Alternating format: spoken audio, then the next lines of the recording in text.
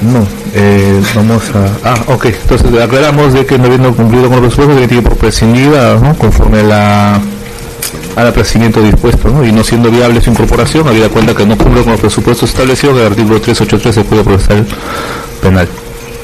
Continuamos entonces, doctora, sus alegatos de clausura. Acá exhortamos a todos los presentes ser sintéticos, claros con sus alegatos, una exhortación a ello.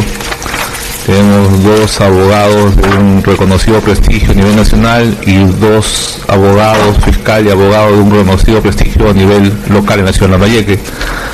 Entonces apelamos a ello para que sean claros y concretos en sus alegatos de clausura. Ahí está. El NP3 también, Nicolás, ¿ya? Ahora sí. Voy a tratar de ser precisa respecto a los alegatos de cierre, señor juez.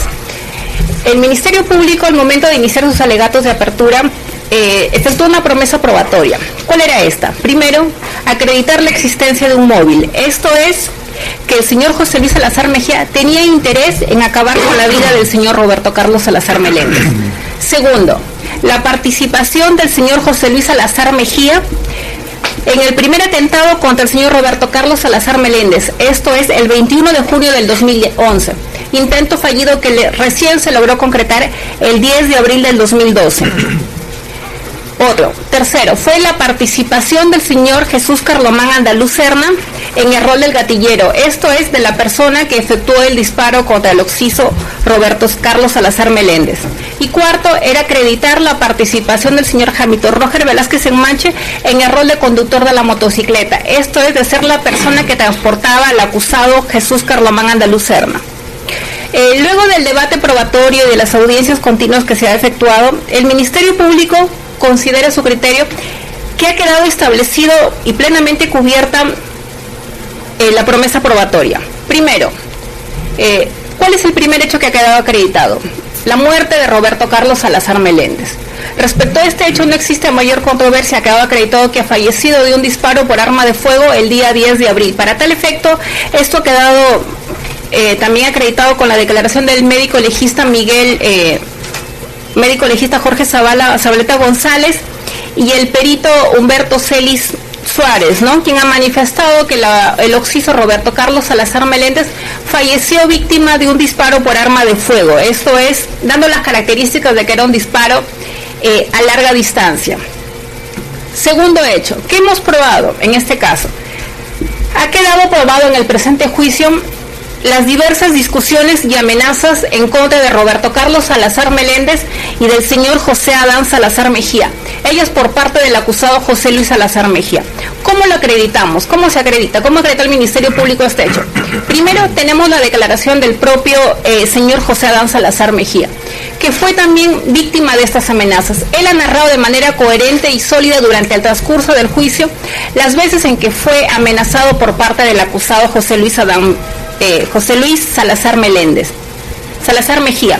Asimismo, hemos corroborado su versión con la declaración de las personas de María Estelita Salazar Mejía, viuda de Cerquén, y del señor Manuel Antonio Salazar Mejía, quienes han manifestado que han escuchado en varias oportunidades que el acusado José Luis Salazar Mejía amenazó de manera directa al señor José Adán, señalando textualmente que le iba a dar donde más le duele, teniendo en cuenta que la persona que más quería, entre otras, el agraviado, el señor José Adán, era su hijo Roberto Carlos. Por otro lado, tampoco la parte acusada no ha ofrecido ningún testigo que pretenda, en otro caso, que enerve las declaraciones de las personas antes señaladas. Máxime, si como él refiere, no es tan querido por sus hermanos, no hemos advertido acá la presencia de ningún familiar que desvirtúe las declaraciones antes señaladas. Tercero, ¿qué hemos probado? Se ha probado también la existencia de sendas denuncias. Al momento de dar lectura a los documentales, se ha probado que existen denuncias de apropiación ilícita, demandas de nulidad de actos jurídicos, denuncias de fraude contra la Administración de Justicia. Si bien es cierto, también al momento de dar lectura a los actuados, se advirtió que la mayoría de ellos a excepción de una, están actualmente archivadas o en todo caso han sido sobreseídas a nivel del Poder Judicial. Sin embargo, hay que precisar algo. Cuando se ocurre este asesinato, eso es el 10 de abril del 2012, dichas denuncias todavía estaban en trámite, ninguna estaba archivada, todas estaban pendientes, manteniéndose en sí latente el conflicto, este problema judicial que existía entre los hermanos. En este caso, el señor José Adán Salazar Mejía como representante de la empresa de Vicen y el señor José Luis Salazar Mejía, quien se retiró de la empresa. Hay que precisar también que estos problemas en sí se generaron cuando se efectuó una auditoría a la empresa y se advirtieron que existían saldos pendientes de pago, que existían dinero que no había sido reportado. ¿Qué otro hecho hemos acreditado? Con esos dos hechos que hemos mencionado, no la muerte, sino con el hecho de las denuncias y con las amenazas, el Ministerio Público considera que ha quedado probado la existencia del móvil. Esto es, que el señor José Luis Salazar Mejía, en este caso, tenía en todo caso interés en acabar con la vida de Roberto Carlos Salazar Meléndez. ¿Por qué? ¿Qué veía en Roberto Carlos Salazar Meléndez? Hablamos de una persona joven, de una persona con un proyecto de vida, de una persona que a sus 31 años ya tenía una carrera culminada, ya tenía maestría y estaba empezando otra carrera. Asimismo, también ya tenía una empresa formada. En otras palabras, lo que el señor José Luis Salazar Mejía veía en Roberto Carlos veía la persona que supuestamente podía asumir esta empresa, en este caso la empresa de Vicen. Hay que tener en cuenta que cuando el señor José Luis Salazar Mejía vino a declarar acá, se le escuchó y uno pudo advertir señaló que su forma de ser de él, en otras palabras, que si la empresa era exitosa era por él. Sin embargo, él a retirarse de la empresa de Vicen, también tomó en cuenta que este rol o que esta empresa podía ser asumida muy bien por el occiso Roberto Carlos Salazar Meléndez, quien era una persona muy preparada para ello. Por otro lado, el día de hoy también hemos escuchado ante la presencia del doctor Dante Ángeles Chaflok. Primero, ¿cómo es posible que el señor Dante Ángeles Chaflok haya estado justo el mismo día, esto es, el 10 de abril en el Hospital Las Mercedes, que da por casualidad que este mismo día habían asesinado a Roberto Carlos? Y da la casualidad que estaba en el hospital. Resulta poco creíble lo que él ha manifestado acá en juicio, esto es de que acompañó a una paciente. Máxime si, como él ha referido acá en juicio, era la primera vez que atendía a la paciente, no tenía una historia clínica, peor aún, cómo se va a sentir identificado con una persona que recién conoce. Y todavía porque él mismo señaló, ¿no?, que estaba atendiendo pacientes. Creo que no es común en médicos que acompañen a sus pacientes a otros centros de salud. Por otro lado, también hay que tener presente que el doctor Dante Ángeles Chaflok, ¿qué manifestó hoy día? Manifestó que llamó al señor José Luis Salazar Mejía, en otras palabras, a reclamarle por la forma en cómo se había comportado su hermano José Adán. Y señaló él mismo acá en juicio que recién tomó conocimiento de la muerte de Roberto Carlos al día siguiente, no ese mismo día, o en todo caso el mismo día, y luego manifestó que la señora vino a contarle qué había pasado. Sin embargo, el señor José Luis Salazar Mejía, al brindar su declaración acá, ¿qué señaló? Señaló de manera textual que él tomó conocimiento el mismo día 10 de abril, cuando estaba en su consulta, en su terapia médica, que sonó el teléfono una vez, que no contestó, volvió a sonar y que la enfermera o la encargada le dijo conteste, y él contestó. Y es ahí que el señor Dante Ángeles Chaflok le comunica de este hecho. Le comunica que su hermano le había reclamado y le había dicho, le reclamó en sí porque lo consideraba también como responsable de la muerte de su hijo. O sea, no puede venir acá a manifestar que desconoció, pues el mismo señor José Luis Salazar Mejía ha manifestado que con él tomó conocimiento el día de los hechos. Por tanto, su versión de que se encontraba en el Hospital Las Mercedes atendiendo o acompañando a una paciente ya no resulta creíble, pues él mismo ha entrado en contradicciones con sus declaraciones. Por otro lado, el señor Dante Ángeles Chaflok, cuando se le preguntó su grado de amistad, que se le preguntó con las partes acusadas, él dijo que era un amigo eventual. Sin embargo, al concluir su declaración, él manifestó que era amigo de ambas personas. Esto es del señor José Luis Salazar Mejía y del señor José Adán. Asimismo, también manifestó que cuando lo llamó al señor José Luis Salazar Mejía, le dijo, pero yo también tengo problemas con él. O sea, si sabía que tenía problemas con él, ¿para qué lo llama a reclamarle? O sea, el señor Dante Ángeles Chaflok lo que ha hecho también acá es a venir a corroborar que entre los hermanos ya existía rencillas, ya existía problemas, y que eso no era solamente conocimiento de los propios hermanos, sino también de terceros, como en este caso el señor Dante Ángeles Chaflok. Y hay que señalar también que finalmente, como le mencioné hace un momento, él dijo que era amigo de ambas partes. En este caso ya no era amigo del señor José Adán, como él mismo manifestó, por eso es que le increpó, ¿no? Otro hecho que ha quedado probado acá, señores magistrados, es que consideramos que el señor José Luis Salazar Mejía sí ha tenido participación en este evento criminal. Hay que dejar claro que este hecho criminal no empezó el 10 de abril, este hecho criminal empezó el 21 de junio del 2011, con el primer atentado que recibió Roberto Carlos Salazar Meléndez, quien estaba acompañado de su padre, el señor José Adán Salazar Meléndez. Para ello hemos recibido nosotros a nivel de juicio la declaración del testigo con reserva número 105, quien ha narrado de manera detallada cómo es que se ejecutó este primer acto delictivo, por el cual el acusado, el señor José Luis Salazar Mejía, pagó la suma de 12.000 nuevos soles al señor Hamilton Roger Velázquez en Manche.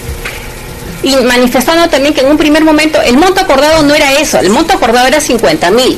Sin embargo, como no se cumplió la tarea, no se cumplió la labor de asesinarlo, solamente hubo un pago parcial de 12.000 soles, considerando el Ministerio Público que este hecho delictivo recién se concretó o se culminó el 10 de abril. Esto es, el pago total se habría dado el 10 de abril del 2012, cuando se concluyó, cuando se dio realmente la muerte del señor Roberto Carlos Salazar Meléndez. Pues también el testigo 105 nos ha narrado la manera como las partes, en este caso los actores materiales del primer atentado, cómo discutían por el pago del dinero. Esto es señalando, su argumento de ellos era que no se había completado el trabajo, no se había completado la chamba, como manifestaban ellos, ¿no? En otras palabras, con la versión del testigo 105 nosotros consideramos que está acreditado también el acuerdo económico. Esto es el pacto que existió desde un inicio, esto es una oferta de 50.000 nuevos soles para acabar con la vida de Roberto Carlos Salazar Meléndez, la cual finalmente concluyó el 10 de abril del 2012.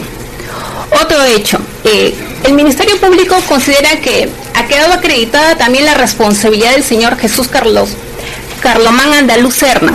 Esto es en su rol de gatillero el día 10 de abril. Esto es de ser la persona que efectuó el disparo en contra de Roberto Carlos Salazar Meléndez. ¿Y cómo lo acreditamos o cómo se acreditó durante el juicio?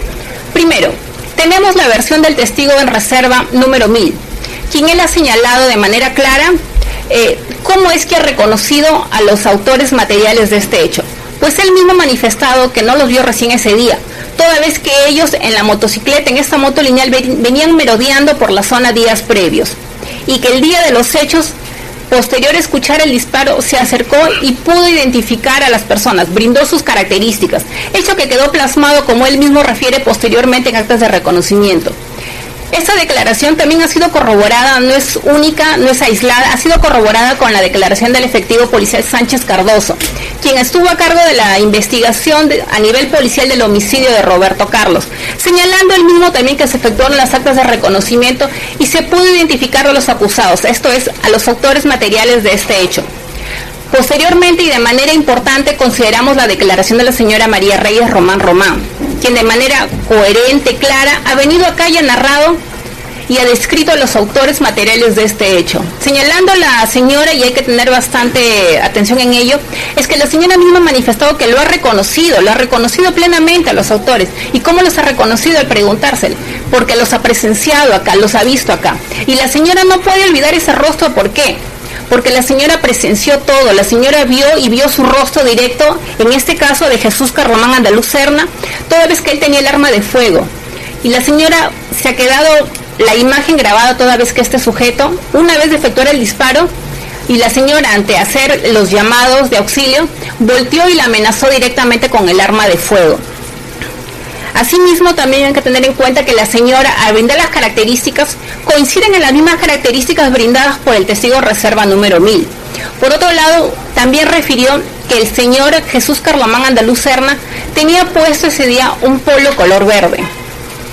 Y hay que coincidir eso también con la declaración rendida por el acusado Jesús Carlomán Andaluz Serna a nivel fiscal y que se dio lectura en esta audiencia, donde al preguntársele en una de las preguntas, él señaló que también que tiene un polo verde color petróleo entre sus prendas de vestir.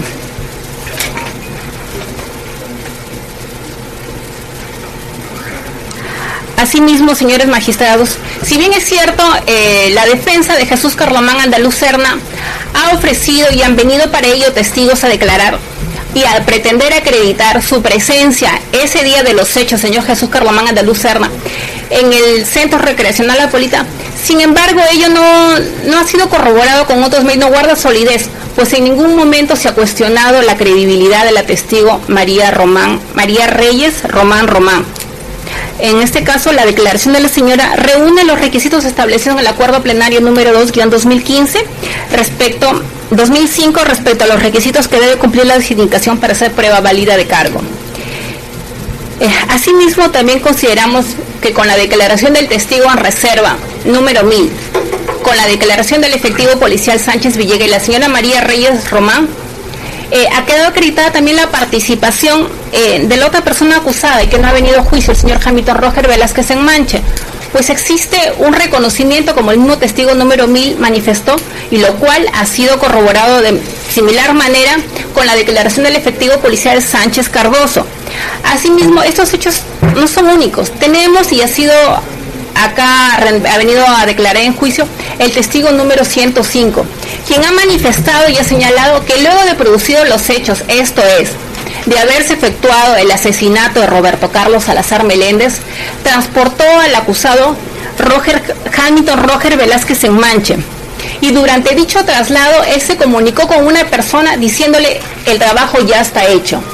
¿Cómo lo relacionamos a esta persona con este hecho y el primer atentado que sufrieron? Esto es en junio del 2011. El mismo testigo en reserva número 105 ha manifestado y ha sido claro que el señor Hamilton Roger Velázquez Enmanche fue la persona a la que se le pagó. En este caso, él ha manifestado de manera clara que el acusado José Luis Salazar Mejía efectuó un primer pago de 12,000 soles a Hamilton Roger Velázquez Enmanche. Esto es respecto del primer atentado, luego teniendo participación y culminando este hecho delictivo el día 10 de abril de 2012. Finalmente, señores magistrados, consideramos que ha quedado acreditada la responsabilidad de los hoy acusados, en este caso, primero de los autores materiales Hamilton Roger Velázquez Enmanche y Jesús Carlomán Andaluz Serna, en estos hechos, y respecto de la calidad de instigador del señor José Luis Salazar Mejía, que fue la persona que ordenó mandar a matar a su sobrino Roberto Carlos. Si bien es cierto, también se cuestionará, será materia de alegatos, también se cuestionará que el Ministerio Público quizás no ha acreditado, en este caso, el beneficio económico, ¿no?, para configurar, en este caso, el homicidio por lucro. Sin embargo, hay que también señalar que este tipo de hechos, nosotros no vamos a pretender acreditar que hay un pago bancario, que hay una transacción de por medio. Hay que tener en claro que estos hechos por lo general se dan en la clandestinidad. No podemos verificar estos hechos de manera cierta, sino simplemente como un acto oculto, y lo cual le hemos corroborado con la declaración del testigo con código en reserva 105. Respecto a la validez de los testigos en reserva, bueno, ellos fueron ofrecidos esa oportunidad a nivel de etapa de investigación preliminar. No hubo posteriormente preparatoria, se llevó a cabo control de acusación y no hubo mayor debate respecto de su constitucionalidad como pretenden alegar acá, máxime si reúne los requisitos establecidos en el artículo 148 del Código Penal, ¿no? Y habiendo ya el Tribunal Constitucional en sendas jurisprudencias, habiendo ratificado su validez de los testigos en reserva. En atención a ello, señores magistrados, y considerando el Ministerio Público que se encuentran acreditados los hechos antes mencionados, es que solicita que se les imponga a los acusados, en este caso, al señor José Luis Salazar Mejía, en su calidad de instigador, y a Jesús Carlomán Andaluz Serna, en su calidad de gatillero, esto es de pasajero de la motocicleta, y Hamilton Roger Velázquez Sánchez como conductor de la motocicleta, estas dos últimas personas como autores materiales del asesinato de Roberto Carlos Salazar Meléndez, la pena de 20 años de pena privativa de libertad, señores magistrados. Tipificación.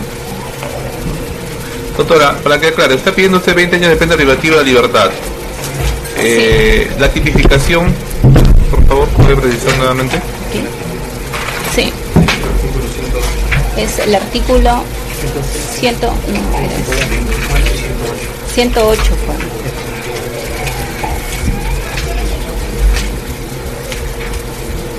Sí, 108, numeral 1 del Código Penal, señor juez. Esto es homicidio calificado por lucro. Okay. Y 24, concordado con el artículo 24. Ok. Escuchamos sus alegatos, doctor Urquizo.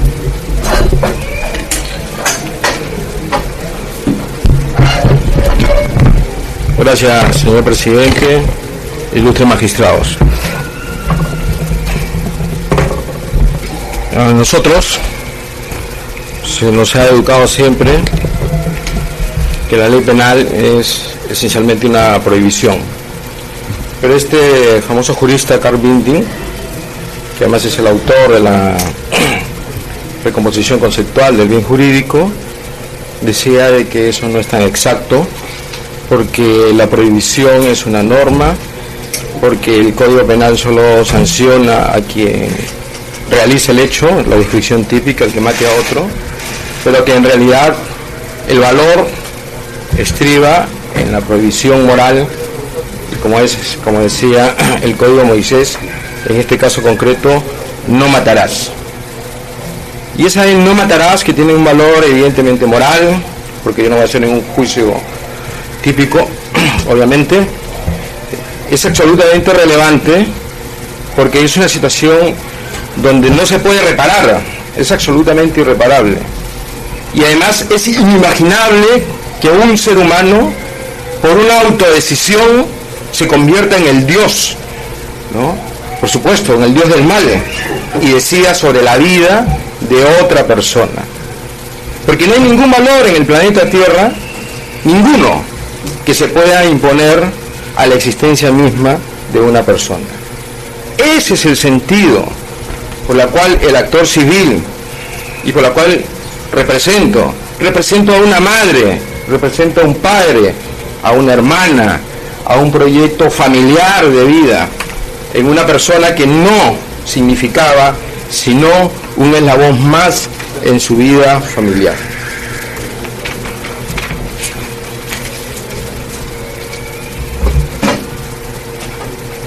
Señor presidente, yo represento a este joven.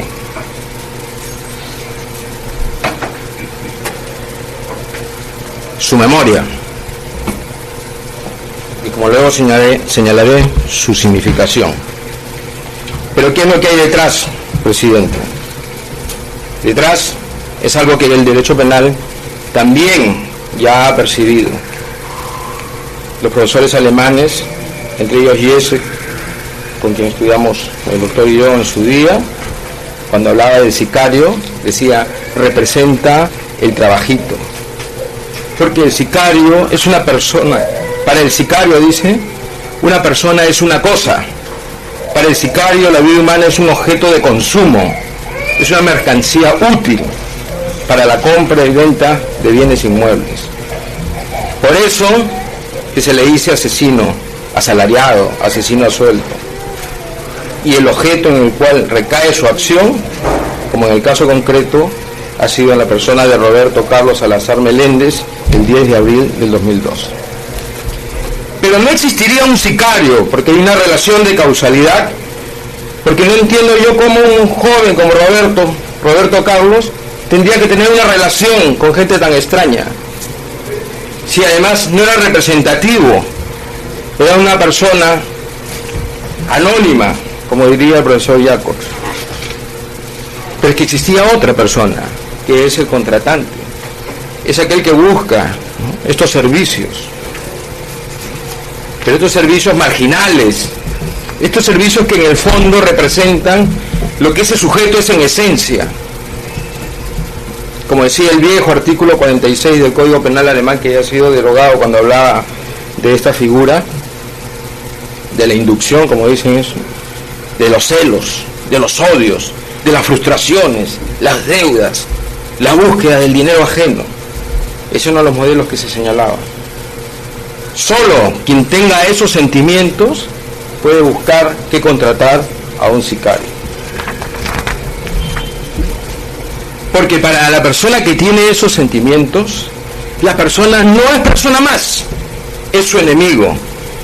Y las reglas, señor presidente, frente al enemigo solo es su eliminación.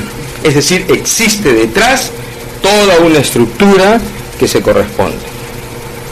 Y esto que estoy señalando, me pregunto yo, ¿ha tenido este proceso la capacidad de probarlo? Sí.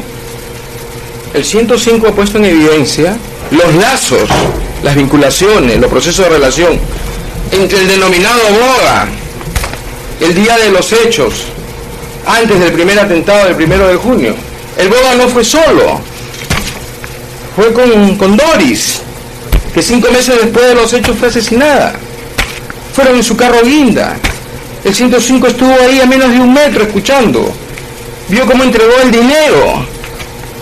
Como un abogado, que nosotros somos educados también en la adhesión a la ley lo máximo que se pueda, va a salir a entregar sobres para matar a otra persona. Ciertamente es inimaginable.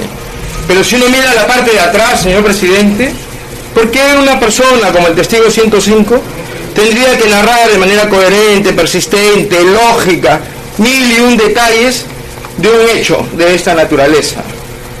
Porque estos no son hechos comunes. Esto conmociona. Como dijo hoy día la señora Román, se quedó pasmada y lo tiene en su cuerpo. Es una descripción de una persona del mundo en que nosotros vivimos. Por eso la gente lo recuerda. ¿Por qué lo describió en ese momento al boga? Blanco, con bigotes, con vellos. ¿Por qué? ¿Porque se lo imaginó? Entonces ese es un punto de referencia que va a ir unido a otros puntos de referencia. Porque como decía el profesor Enrique Gimbernac, es cierto, dice, la imputación objetiva ha querido normativizar todo, pero la causalidad tiene una ventaja: capacidad probatoria. Yo puedo establecer mi nexo causal. Si este señor paga, después va a haber una consecuencia. Y la primera consecuencia fue el 21 de junio, cuando intentaron matar al señor Adán y a su hijo. Y con esta misma lógica, porque en el planteamiento del 105 aparecía claramente que ya el boga, José Luis Salazar Mejía, que había pagado, que la chamba estaba incompleta, ¿no?,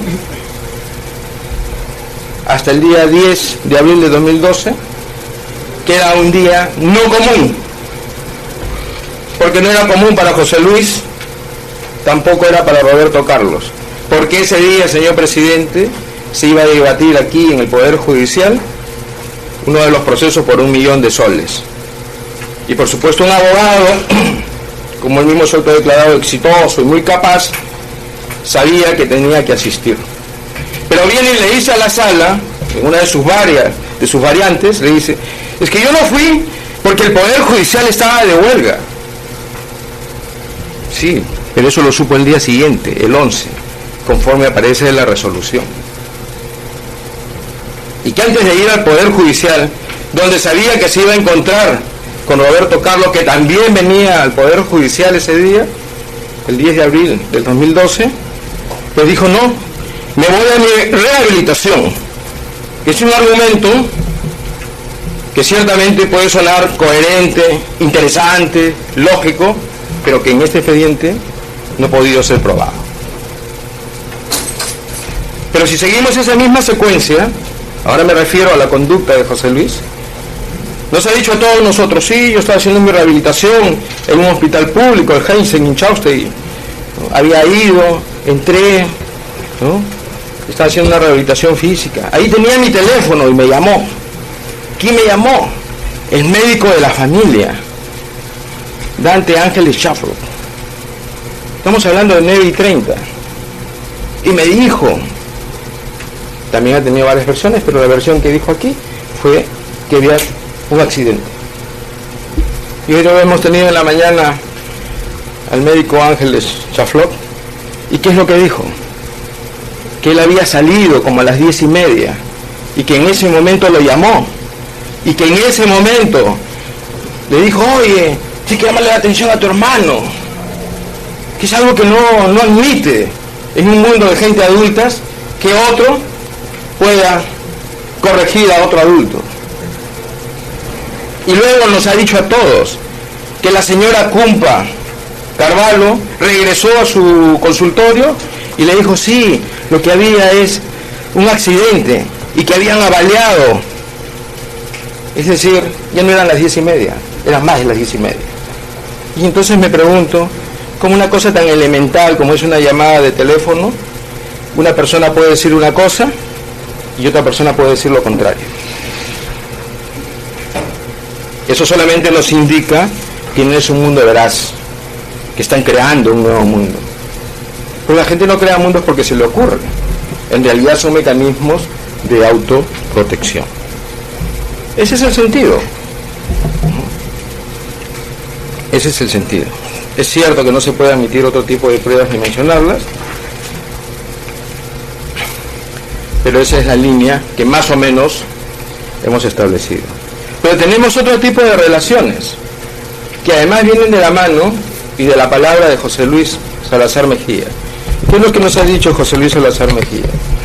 Que él era un gerente general exitoso, que dirigió 24 años de Vicen, ¿no? Y que todos eran felices, más o menos, porque él era el más capaz. Y recuerdo esta frase, decía, el más capaz tiene que estar en el estadio. Sí, así lo dijo aquí. Pues bien, eso fue el 4 de mayo del 2010. El 4 de mayo del 2010. Ha quedado establecido aquí que antes del 4 de mayo él formó su empresa Cepre Perú, siendo gerente general. Si nosotros advirtiéramos desde el punto de vista de la legalidad, la Ley General de Sociedades lo hubiese considerado un desleal, porque siendo tú un gerente general de una empresa, ¿no? Precisamente eres un trabajador de la empresa para llevarla y optimizar esa empresa a sus mejores niveles, no para que le hagas la competencia, ¿no? A partir de la creación. Pero como es poseedor de una imaginación, nos dijo a todos nosotros, es que yo me retiré el 4 de mayo del 2010 por la bicicleta. ¿Así? Sí, porque no sabían, había un problema con la bicicleta cuando él era gerente general y yo no podía perder a mi cliente de Corpa. Y entonces busqué qué solucionar eso de la bicicleta. Realmente puede ser una excusa asimilable, podría ser. Raras veces un gerente abandona su cargo por una bicicleta, pero ha sido suficiente verificar la fecha de la comunicación de Corpa en referencia a lo que él había dicho para percibir que eso fue meses después. Fue en el mes de julio, creo que fue el 16 de julio. Entonces no había una relación temporal entre lo que él nos ha venido a decir aquí con el tema de la bicicleta. Entonces él no se fue por la bicicleta. Él se fue porque él, en realidad, había creado un ente paralelo a Devicen. Y en ese ente paralelo, porque él es el único abogado de la familia, dice, vamos a hacer una repartición de bienes sociales. Y crea un acta, sabiendo como abogado que esa acta no puede tener validez si no está debidamente inscrita, si no representa los intereses societarios. Pero esa acta tampoco está en el expediente, como prueba. Pero la han utilizado de manera intensa, ¿para qué? Para justificar que su conducta estaba arreglada a derecho.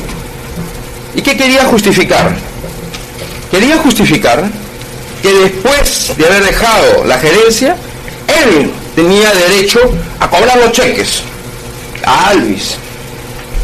Cobró los cheques del Ministerio de Justicia y como hemos mencionado, el notario de Lima, Torres Kruger, lo ha denunciado. Tiene en la actualidad una condena de 4 años y el 2 de agosto se va a ver en la segunda sala. Esa es la conducta. Después estaba disputando los clientes, ¿no?, con Alvis, que es la farmacia Arcángel. Él mismo le decía a ellos algo que en el mundo jurídico es inadmisible: yo soy el gerente general, ustedes nos deben dinero,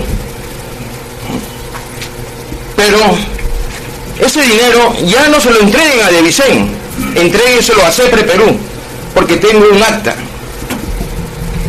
Las personas jurídicas son autónomas, establecen sus propias relaciones, tienen sus propios contenidos y sus representantes legales, y él ya no lo era. Entonces yo me pregunto, ¿él representaba la legalidad? ¿Representaba la juridicidad? ¿Este señor era el derecho andando?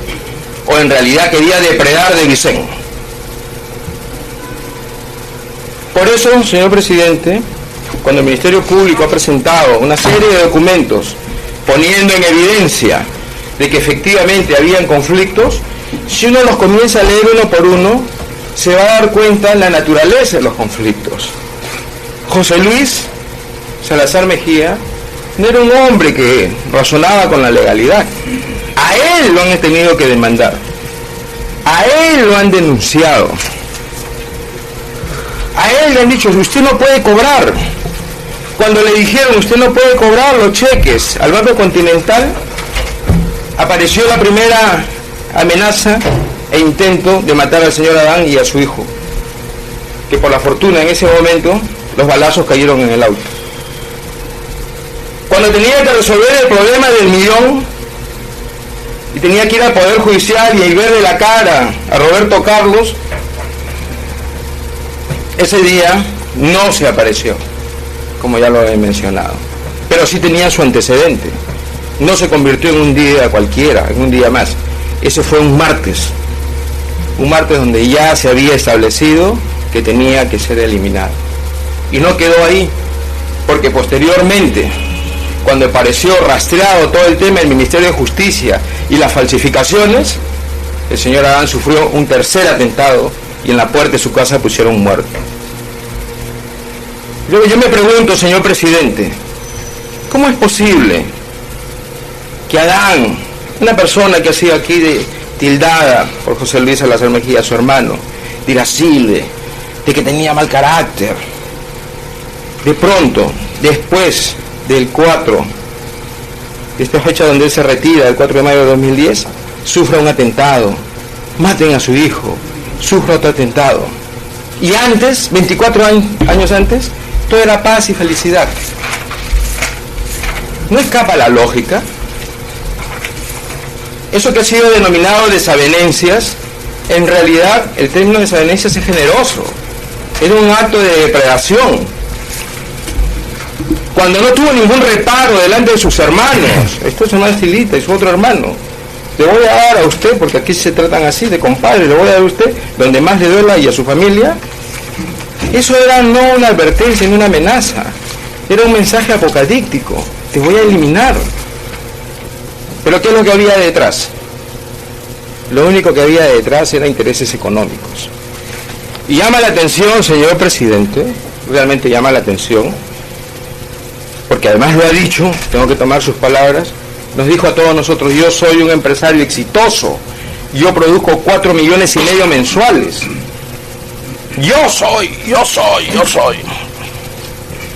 Es una persona que es realmente, necesitaba pelearse, ¿no?, un cliente, para que le entregaran un cliente en Tumbes y Piura, me refiero a la farmacia Arcángel, tenía que colocar datos falsos, falsificar firmas, el sello del notario, para cobrar 250 y tantos mil soles. Eso representa el antecedente y luego el consecuente. Dicho en otras palabras, no es fruto del azar ni de la casualidad.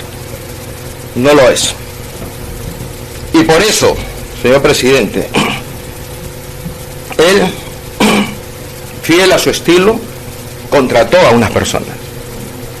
Y eso está debidamente probado.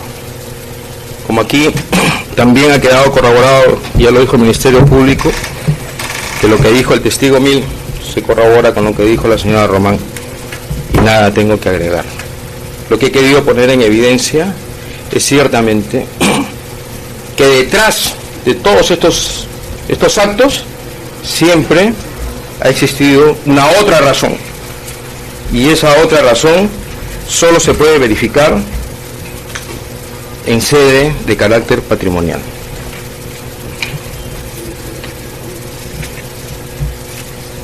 Voy a mencionar algunos puntitos, porque quiero acabar pronto, respecto a José Luis Salazar Mejía, a quien el Ministerio Público lo considera instigador. Cuando salió del cargo, no le entregó nada a nadie, un gerente general y abogado. Nos dijo a todos nosotros algo que suena fantástico, que dejó firmado 500 cheques en blanco. ¿Y a quién se los entregó? ¿A ese hombre, a su enemigo, Adán? ¿A quien calificó de incapaz e irascible? Lo que he mencionado sobre Alvis, lo que he mencionado sobre el Ministerio de Justicia, eso está debidamente documentado.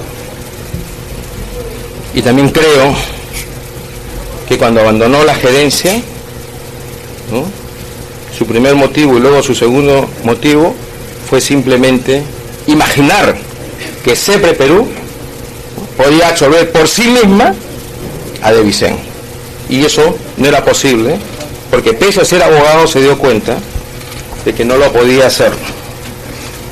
Y no lo podía hacer, señor presidente, porque él representaba ya en ese momento intereses totalmente contrapuestos. Y eso también está en la ley. Pero nosotros hemos escuchado aquí de cómo se llevó los muebles. Y dijo algo, señor presidente, que realmente no debió haber salido de sus labios. Dijo que era una sociedad de hermanos, un abogado, un gerente general, un hombre exitoso. Cuando se le preguntó si él había dado cuenta de todos estos detalles económicos, dijo, no, esa es una sociedad de hermanos. Y como ya dije, a través del acta de participantes sociales, ha querido justificar. ¿Qué nos queda? ¿Cuáles son los rangos de veracidad? ¿Cuáles son los contenidos materiales que podría esbozar este señor José Luis Salazar Mejía? Si ya estaba separado de Vicent, que históricamente, porque la historia, como dicen los ingleses, no se puede imitar, la historia no la puedes repetir, la puedes tomar. Después de 24 años, personas anónimas como Adán o como su hijo Roberto Carlos terminan siendo avaliados y uno de ellos muerto, que es el objeto de este proceso. Eso, también por las reglas de la lógica y de la experiencia, tiene un tipo de respuesta que viene aunado a estas pruebas que aquí ha señalado gráficamente el Ministerio Público.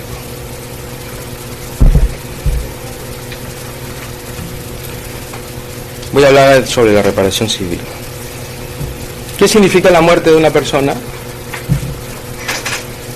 Cuando se mata una persona, ya no podemos hacerlas más. Yo no podría hacerlo más. Su padre no lo va, ni su madre lo va a abrazar.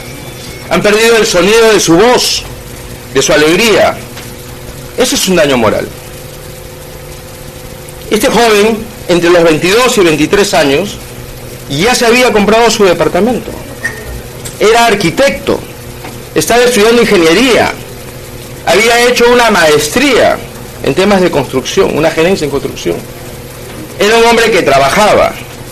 Si lo vemos de otro ángulo, es lo que todo padre quiere. Es lo que nosotros los peruanos queremos. Que triunfen nuestros hijos, que representen los valores y que se adhieran a la legalidad. Pero nunca más. Ese es su padre, Adán. jamás lo podrá abrazar. Eso, aunque puede sonar repetitivo, eso no tiene precio. Eso no tiene precio. Ese es el daño moral. Cuando aquí se ha mencionado los 2 millones como reparación civil, representan mínimamente, porque cuando lo mataron tenía 30 años. Un muchacho que a los 30 años tenía su departamento, tenía su profesión, había hecho su maestría, estaba estudiando ingeniería, estaba trabajando en Devicen.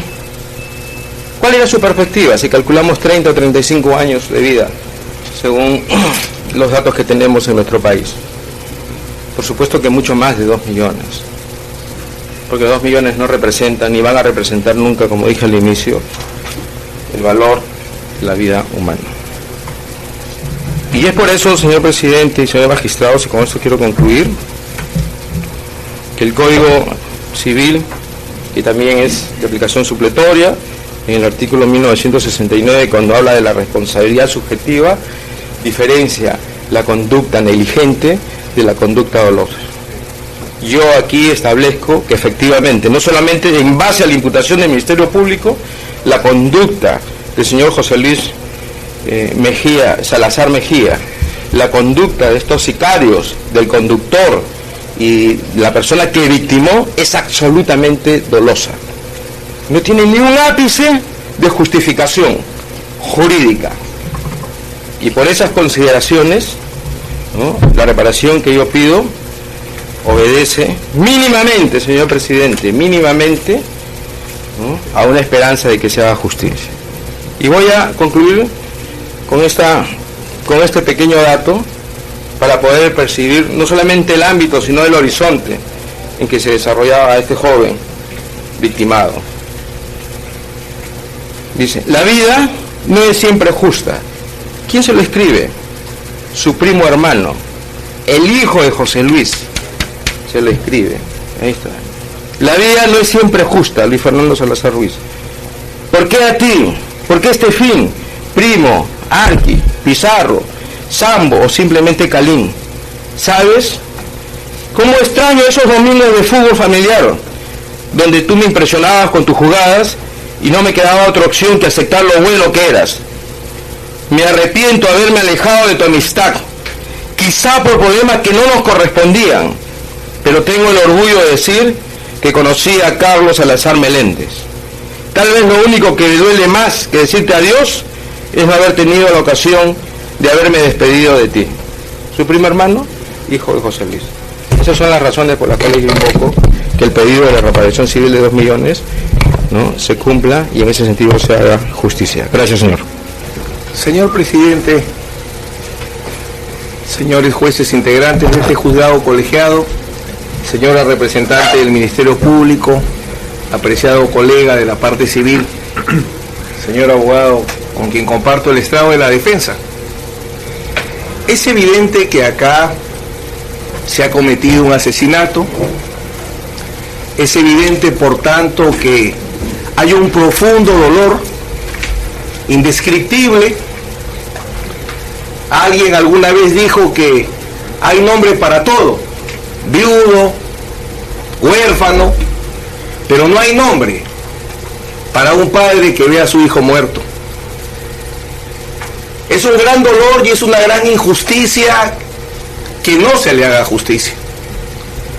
Pero no es el único dolor que yo he conocido a lo largo de mi carrera, desde 1990, que en esta tierra asumí muchas veces defensas de casos de homicidios, un día como abogado de la víctima, otro día como abogado del acusado. Encontré otro dolor que es indescriptible y muchas veces olvidado, que tampoco tiene nombre, y es el dolor de condenar a un inocente. Ahí no hay resignación, o quizás con nobleza perdón.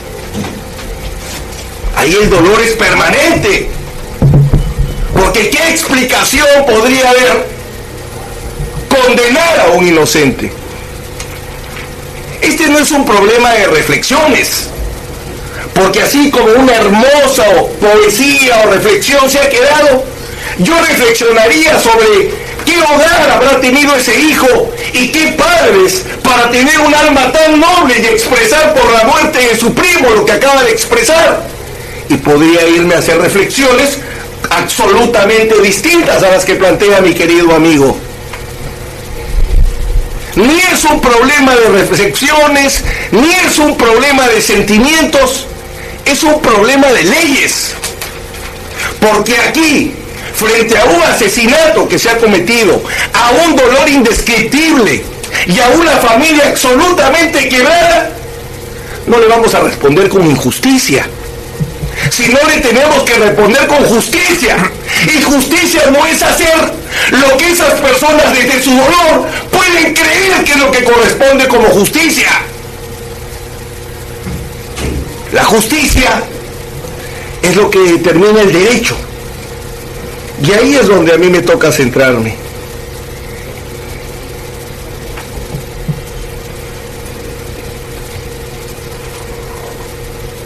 ¿Cuál es el hecho objeto de acusación?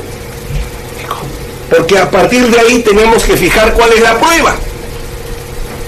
José Luis Salazar Mejía encargó o contrató a 2 sicarios para matar a Roberto Carlos Salazar Meléndez a cambio de una suma de dinero, hecho que se realizó el día 10 de abril del 2012.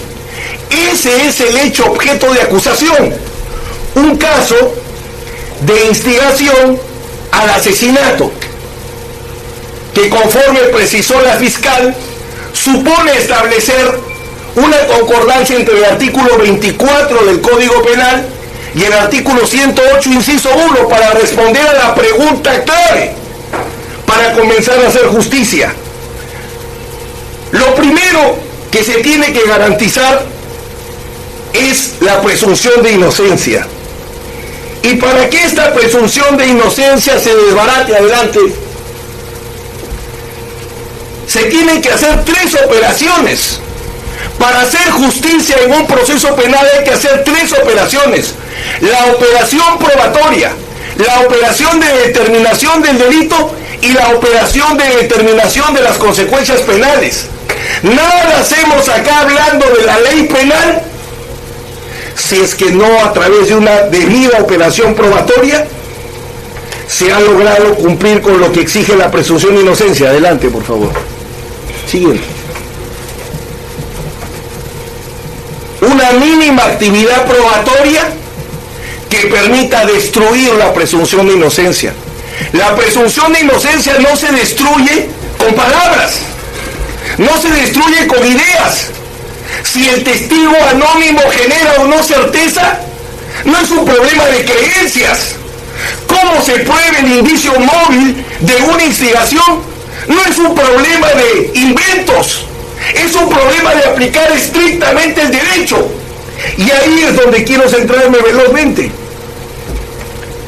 La Fiscalía ha ofrecido en concreto 2 pruebas. Ofreció un indicio motivo y ofreció el testigo anónimo 105. Vamos a establecer que serían las únicas pruebas, entre comillas, de cargo, porque los testimonios de los 2 familiares o de los 3 familiares, de los 3 hermanos, irían a reforzar el móvil.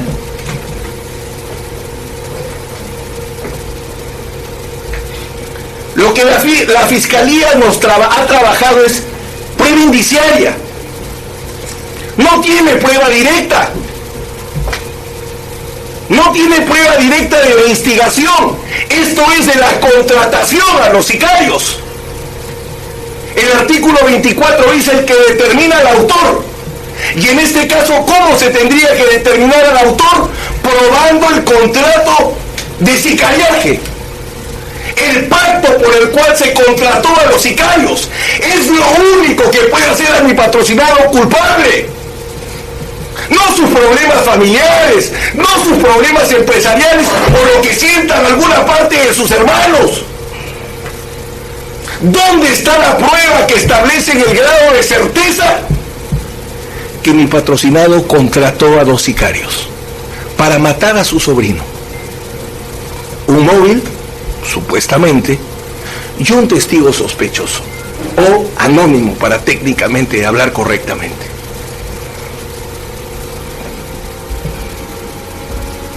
Lo primero que hay que establecer es que el indicio es una prueba, no es un argumento probatorio. Discusión muy importante, porque si el indicio es una prueba, el fiscal tendría que haber postulado en su acusación un hecho base, perfectamente probado, una regla de la técnica, la ciencia, la experiencia, y a partir de ahí un hecho presunto, porque tengo 80 juicios, un hecho base. Pero ¿cómo los 80 juicios determinan que yo contrate a un sicario para matar al hijo de mi hermano? ¿Qué regla nos ha ofrecido la Fiscalía? ¿Técnica? ¿Científica? ¿De la experiencia? Aquí empezamos a encontrar por qué la Fiscalía no tiene un caso, como espero demostrar a plenitud al término de mi intervención. Siguiente, por favor. Porque si el hecho base no está probado perfectamente, adelanto, ha dicho el fiscal y ha repetido mi querido amigo José Urquizo, el testigo 105 dice, el testigo 105 vio. Ese hecho base, una reunión donde dos personas discutían respecto a un pacto de asesinato, el boga, ¿está probado en el grado de certeza? ¿El testigo anónimo permite probar en el grado de certeza que hubo esa reunión? ¿Que en esa reunión se dijo lo que dice el 105? Vamos a demostrar que no. Porque si no hay hecho base, o no hay regla de la ciencia, ¿qué determina que una persona con problemas familiares mate y otras no maten? Porque permítanme adelantar, regla de la experiencia. Todo el que tiene 100 juicios con su hermano manda a matar a su hijo. Todo el que tiene 1.000.000 de problemas empresariales manda a matar a su socio. ¿Eso dice la regla de la experiencia? No, pues. No habría suficientes procesos ni suficientes cárceles. No es regla de la experiencia. Todo el que tiene un problema resuelve sus problemas matando o haciendo matar. Esa no es regla de la experiencia. Entonces, ¿cómo se demuestra el indicio móvil de un homicidio? Ahí vamos a ir. En general, la Fiscalía ha debido trabajar con la regla del MON.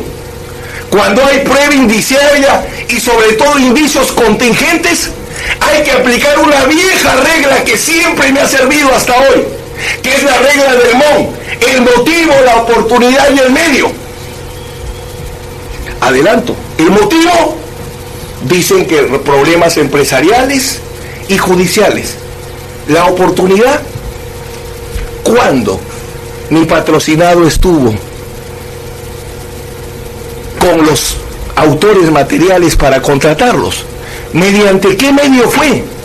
Por WhatsApp, teléfono, de personas, porque la Fiscalía ha dicho, el pacto es clandestino y como es clandestino no se prueba, tratando de poner el parche antes que reviente el chupo. ¿Acaso la circunstancia agravante de la pena del homicidio, ferocidad, perfidia, no se prueba? ¿O las circunstancias agravantes doblemente se prueban? Entonces, el pacto entre el instigador y los sicarios hay que probarlo en el grado de certeza. Y ahí, señor presidente y señores jueces superiores, siguiente. No, el anterior. No, sigue. El siguiente. Gracias. Motivo: problemas empresariales y legales entre familiares.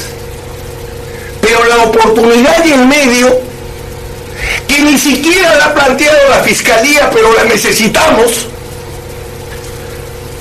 ¿con qué pretendería probar? con hechos posteriores. Una discusión respecto a la ejecución del contrato. Entonces, si se está discutiendo sobre la ejecución del contrato de sicariaje, yo puedo asumir que el contrato de sicariaje se hizo. La operación es bonita, pero ¿cuál es la herramienta? ¿El testimonio anónimo? ¿O el médico también prueba el pacto? José Adán prueba el pacto. La hermana prueba el pacto. ¿Son pruebas del pacto? No. Solo hay una prueba del acto de instigación, más allá del móvil que vamos a discutir.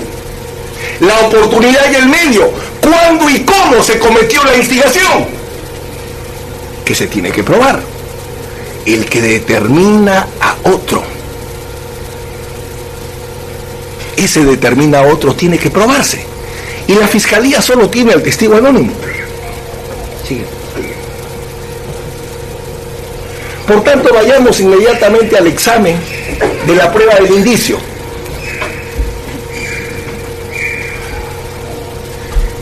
La fiscalía presenta el indicio móvil del acusado para instigar al asesinato de su sobrino de la siguiente manera. Motivo: problemas empresariales y legales entre familiares. Acusado, en virtud de esos problemas, contrató a los sicarios para que asesinen a su sobrino. Vuelvo a repetir, ¿qué regla de la ciencia, porque evidentemente no es de la experiencia, es la que le ha permitido a la fiscalía establecer que José Luis Salazar Mejía, cuando tiene problemas legales o empresariales, deja de ser abogado, como ha dicho mi querido amigo José Urquizo, no actúa como abogado y actúa como un delincuente? ¿Sobre qué base ha establecido? Sobre ninguna, porque ni siquiera la ha postulado en la acusación, menos la ha discutido. Nosotros vamos a señalar sobre qué base debió ser y no fue.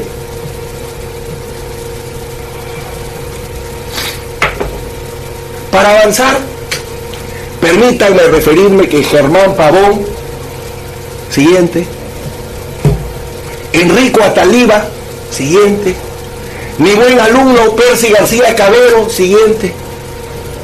Todos, permítanme resumir y dejo mis conclusiones, todos dicen, no te he dicho que adelante, todos, no, tampoco, el siguiente, ahí quédate, congélate como hielo. Toda persona imputable para solucionar sus problemas matando requiere de cierta personalidad. Eso diferencia que a uno lo insulten y siga caminando, y a otro lo insulten y se agarre a patadas. A uno le pongan los cuernos y llore con su esposa, a otro le pongan los cuernos y la mate. Lo que nos enseña la regla de la experiencia es que no todos reaccionamos igual. Y lo que nos enseña la psiquiatría y la psicología es que lo que diferencia cómo reaccionamos es la personalidad. Esa es la regla de ciencia que le faltó a la fiscalía. ¿Tiene José Luis Salazar Mejía un perfil para mandar a asesinar o un perfil para formar a sus hijos de la manera como ha presentado, gracias mi querido amigo José Urquizo, al ver cómo un hijo de José Luis reflexiona frente a la muerte de su primo? ¿Qué tipo de personalidad debemos tener como padres para que nuestros hijos expresen sentimientos nobles? Por eso es que acá necesariamente tenía que establecerse el perfil, la personalidad. Toda la doctrina uniformemente nos va a decir, siguiente, que hay 3 casos en los cuales puede generarse un homicidio o un delito violento. Un psicópata, sociópata, un homicidio en estado de inconsciencia, un esquizofrénico, un psicótico sin tratamiento, o un homicidio en estado emocional. No hay otra. O es psicópata, o sufre de una psicosis, o actúa bajo el imperio de una emoción violenta. No hay otra forma para que un ser humano decida solucionar sus problemas matando o mandando matar, porque no es lo común. Peor aún si es abogado, peor aún si es familiar. Eso, lejos de funcionar como indicio de cargo, funciona como indicio de descargo, que exigía la necesidad de establecer el perfil psicológico, no solo por qué una persona con problemas empresariales y judiciales, sino por qué un pariente, abogado, va a recurrir a sicarios. ¿Qué prueba hemos escuchado de eso, señor presidente? ¿O acaso no forma parte del indicio móvil? Siguiente. La estructura que nosotros establecemos. El indicio móvil tiene una estructura. Así fue recogido en el caso del alcalde del Coronel Portillo Luis Valdés Villacorta, que 3 veces tuve que absolverlo y querían ir a un cuarto juicio. Primero un problema, efectivamente en este caso sería societario, legal, que pongan en peligro la libertad, el honor o el patrimonio, en este caso de José Luis Salazar Mejía. En el caso de Valdés era una denuncia por narcotráfico. Segundo, un estado emocional de odio, miedo, de máxima intensidad en José Luis Salazar Mejía. Porque, por cierto, el odio, la ira, son hechos psíquicos. Y los hechos psíquicos también se prueban. No solo los hechos objetivos, sino los hechos subjetivos. Los elementos subjetivos del tipo no se prueban. ¿No son hechos constitutivos del delito? Y el tercero, un trastorno mental o una personalidad psicopática de José Luis Salazar Mejía, que por ira, por miedo, agregado ahora a la señora fiscal por celos, venía un alumno, venía un sobrino que podía superarlo, nos acaba de agregar un nuevo elemento. Puede ser, pero celos, odio, venganza, solamente se configuran en móvil si es que hay la personalidad que así lo establezca. Nunca hemos sentido odio,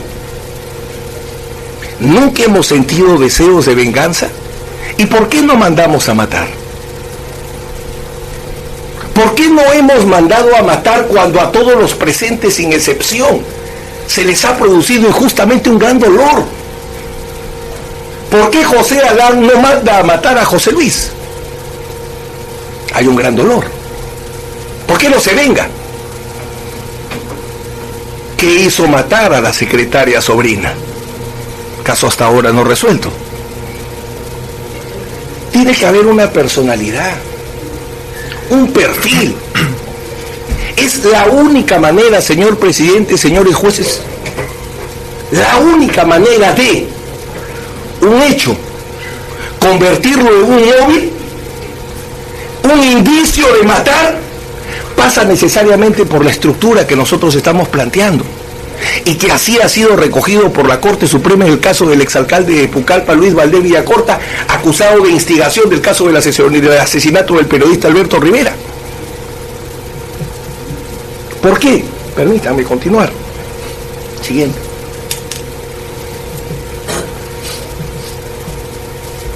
No existe examen psicológico psiquiátrico que establezca una personalidad en José Luis Salazar Mejía que permita afirmar que frente a problemas familiares o empresariales opte por homicidio como medio de solución de sus problemas.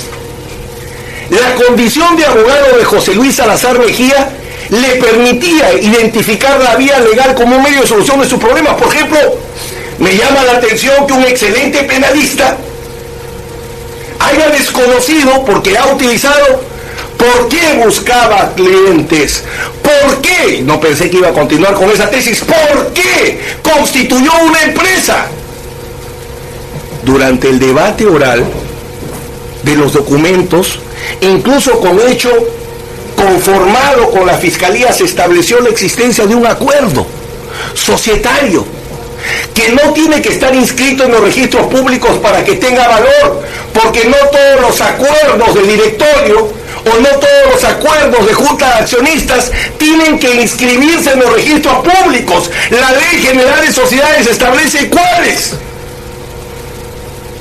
Y en ese acuerdo, que insisto, es un hecho no controvertido por la Fiscalía, que no necesitaría prueba, la Fiscalía acepta que hubo un acuerdo de repartición de clientes.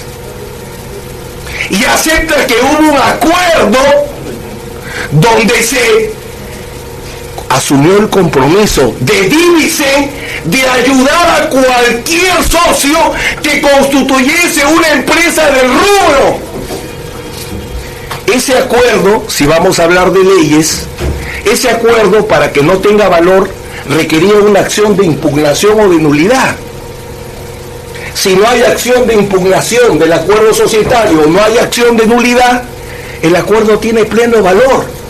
Eso no lo podía saber el abogado empresario José Luis Salazar Mejía, podía saberlo.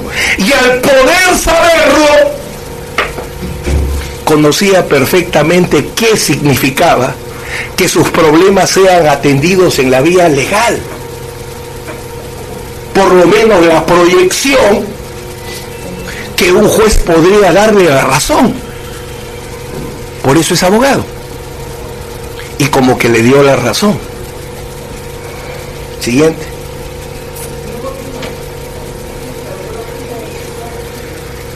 Le dio la razón antes de ingresar a la oportunidad y el medio, porque todos los casos fueron archivados. Aquí no interesa, como plantea mi directo colega, si los archivos fueron anteriores o posteriores. No, la evaluación va por otro lado. Tuvieron razón José Adán Salazar Mejía y sus hermanos, que comparten su dicho. Tuvieron razón cuando decían que mi patrocinado era un ladrón y que se llevó las cosas de Divisen. Mi patrocinado podía proyectar que el resultado de los casos sería favorable. Si no hay acción, cuando hay una mala gestión de un gerente o una mala gestión de un director, se interpone la acción societaria de responsabilidad societaria del gerente o responsabilidad societaria del director. Esa es la única manera de establecer si hay responsabilidad en un gerente. Es más, si me llevan a la vía penal a pretender establecer si yo tuve una buena o mala gestión de gerente, no puedo pensar en una prejudicialidad como abogado. O debo tener terror, ya está la denuncia, ya estoy frito. Solo si fuese culpable, quizás. Pero en este caso esos casos se archivaron. Muchos terminaron con sobreseimiento. Cosa juzgada o cosa decidida. Pregunto, un hecho que ha sido resuelto con resolución que tiene calidad de cosa juzgada o cosa decidida, ¿puede ser utilizado para construir un indicio en contra? Un indicio de cargo no. Reglas de la prueba, ¿qué está prohibido probar? Lo que es materia de un sobreseimiento ya no admite prueba en contrario. Si no les gusta el sobreseimiento, acción de nulidad de cosa juzgada fraudulenta. Ni siquiera revisión, porque la ley no lo contempla para el caso de los absueltos. Extiendo los sobreseídos. Indicio móvil es imposible que exista. No hay la personalidad. Y los hechos, como dice la Corte Suprema en el caso Valdés, no tienen la entidad. Una denuncia por tráfico ilícito de drogas por sí sola no tiene la entidad suficiente para a partir de ahí generar un indicio de matar. Peor aún en este caso, porque Luis Valdés Villacorta es empresario, no es abogado. En cambio, José Luis Salazar Mejía sí es abogado. Y lejos de que sea abogado signifique un elemento en contra, es un elemento absolutamente a favor en cuanto a su lectura de los problemas empresariales y los problemas penales. José Luis Salazar Mejía sabe que el doctor Urquizo no le puede decir falsificador, porque el caso ha terminado. Si no tuviera el escudo de haberlo dicho en un litigio, estaría cometiendo delito de difamación. Eso lo puede saber José Luis Salazar Mejía. Por eso es que los hechos que la Fiscalía sostiene no pueden considerarse un indicio de móvil de asesinato o de instigación al asesinato. Los otros dos indicios, los indicios de oportunidad y medio. Discuto que no se han probado los indicios de oportunidad y medio, ni ningún otro indicio, porque el hecho base debe estar plenamente probado a través de los procedimientos establecidos por la ley. No me voy a detener solamente señalar que cito a las luminarias de la teoría de la prueba: Carl Mittermeier,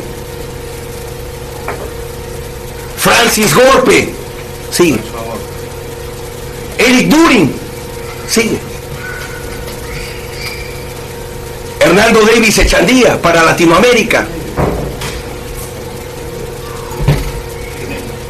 Climén Durán, magistrado de la Corte Suprema de Justicia, y mi tocayo César San Martín Castro, que dicen textualmente, conforme lo establece nuestra jurisprudencia de manera pacífica, para que se pueda trabajar con indicio, y por eso fue absuelta Eva Bracamonte, con gran trabajo de mi colega Pepe Urquizo, porque la condena, la Corte Suprema determina, la condena se fundó en hechos bases que no fueron debidamente probados. Sí. Aparte del motivo, la oportunidad y el medio, la Fiscalía los basa solo en su testimonio anónimo. Siguiente. Entonces tenemos que ir a la valoración probatoria del testigo anónimo. Siguiente. El artículo, porque mi colega, apreciada colega de la Fiscalía, joven pero talentosa y luchadora, en el artículo 158, inciso 2, establece la insuficiencia probatoria de los testigos de referencia, de los testigos arrepentidos y de otros de situación análoga. El testimonio anónimo, por regla legal, no puede generar certeza, porque no pueden generar certeza las pruebas que no permiten plena contradicción. Solo aquella prueba de cargo que se produce en un contradictorio pleno es la que permite condenar. Los testigos de referencia, los testimonios de colaboradores eficaces, ojo, no el del declarante que solicita la colaboración eficaz, porque esa es prueba ilegal. Esa no se ha creado ni para sustentar prisión preventiva y menos una sentencia condenatoria. Hablo del testigo que en cumplimiento del acuerdo de colaboración eficaz con nombre y apellido Matilde Pinchi viene de cara. Ese no genera certeza. Ese. Entonces el testigo anónimo 105 achorao que se acogía el derecho al silencio, este sí ofrece certeza, ese que no quería decir que hecho es un delincuente. La insuficiencia establecida en la ley es aplicable al testigo anónimo por la grave afectación al derecho de defensa, que significa no conocer su identidad, no conocer la razón de la ciencia del dicho. Tengan ustedes presente, y luego me voy a detener, que acá la resolución fiscal por la cual se crea esta medida de seguridad procesal no fue motivada. Tenga presente que la defensa hizo recordar al colegiado que se necesitaba un auto judicial, como vamos a ir. Tribunal Supremo Español, sentencia 2432 del 2014. A los fines de llegar a algún tipo de conclusión en torno a este delicado problema, Creo que lo que corresponde es examinar el ámbito dentro del cual un testimonio de un testigo anónimo pretende utilizarse y cuáles son las consecuencias para el imputado de dicha utilización. En el ámbito del juicio del acusado, según señalé, considero prácticamente imposible que un testimonio anónimo pueda sustentar un veredicto de condena. El derecho de defensa valdría muy poco si se permitiera que una persona sea condenada sobre la base de dichos de no sabe quién. Y así en la misma línea, señor presidente, señores jueces, en estos casos, permítanme ir de frente a la parte, la tutela de sus derechos personales entra en conflicto con la aplicación de los principios de inmediación y de contradicción, pues se priva a las partes procesales y a los acusados de comprobar a través de la visualización directa la convicción, la veracidad, la firmeza con que declara el testigo, y se le puede también limitar de alguna medida el grado de la contradicción procesal. La Corte Europea de Derechos Humanos cita la sentencia, ha establecido que la condena de un acusado sobre la base de testimonios anónimos, entendiéndose por tales las declaraciones cuya identidad es desconocida por el tribunal, por la defensa o por ambos, pues ello conduce a una restricción de los derechos de defensa al imposibilitar la contradicción ante el órgano judicial encargado de decidir sobre la inocencia o la culpabilidad.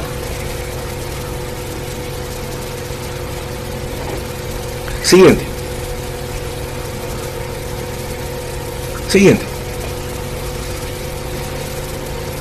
El informe de la Comisión Interamericana de Derechos Humanos, caso de terrorismo 2002, ahí en las conclusiones están todas las referencias. Permítame ir de frente. Tampoco puede realizar ningún examen efectivo de los testigos por la contraparte si no posee información alguna en relación con los antecedentes, motivaciones de los testigos, ni sabe cómo estos obtuvieron información de hechos en cuestión. Al mismo tiempo, conforme se analiza en la sección siguiente respecto de la derogación del derecho a un juicio justo, debe reconocerse que los esfuerzos de investigación y enjuiciamiento de delitos, incluidos los de índole terrorista, pueden exponer a jueces y a otros participantes en la administración de justicia a amenazas contra la vida, su integridad. De hecho, los estados tienen la obligación de tomar las medidas necesarias para prevenir la violencia contra los magistrados, abogados y otros partícipes en la administración de justicia. Esto a su vez puede exigir la adopción de ciertas medidas excepcionales para proteger la vida, la integridad física, la independencia de los jueces. Dichas medidas deben evaluarse caso por caso, aunque siempre disponiendo que su carácter o aplicación no comprometan las garantías inderogables de los encausados a un juicio justo, incluido su derecho a la defensa.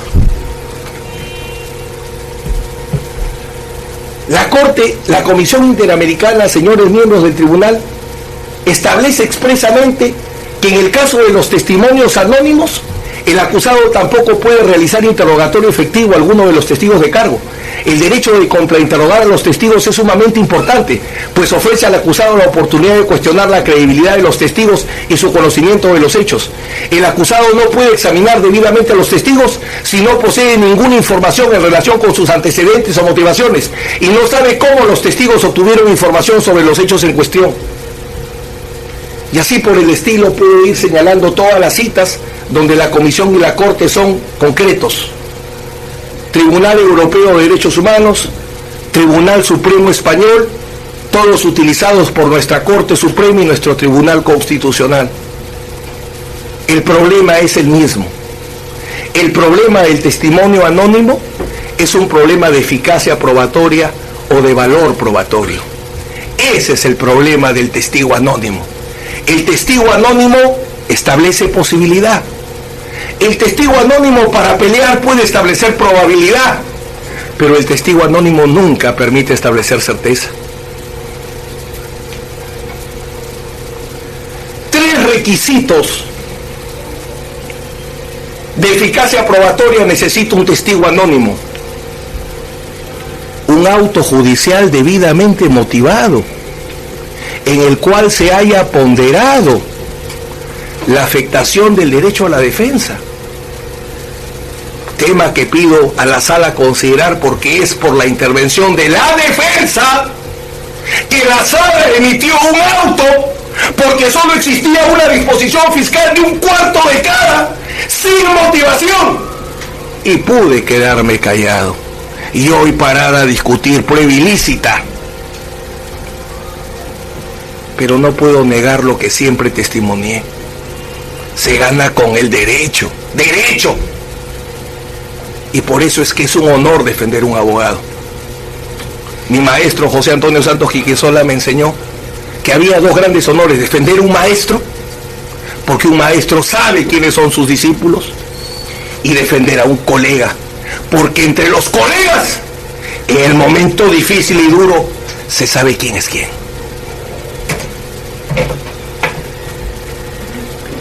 Las limitaciones que el testimonio genera al derecho a la defensa tienen que haber sido superadas con medidas que permitan control y contraprueba. ¿Cuál se nos ha dado? ¿Cuál?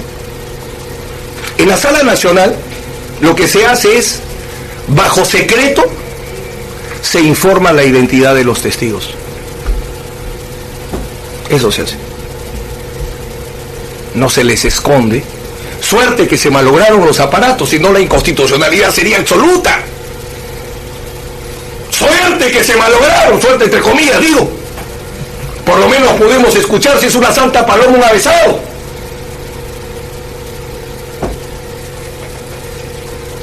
Y lo determinante, el testigo anónimo tiene que ser corroborado con otras pruebas.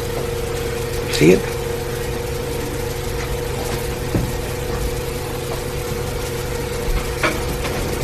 El testigo anónimo no es corroborado el 105 con ninguna prueba de cargo.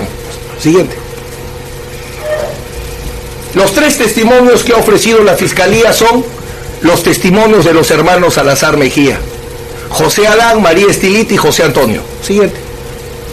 Examen individual del testimonio de José Adán Salazar Mejía. Tiene tres problemas de eficacia probatoria. Primer requisito para que un testimonio tenga valor: ausencia de interés personal o familiar.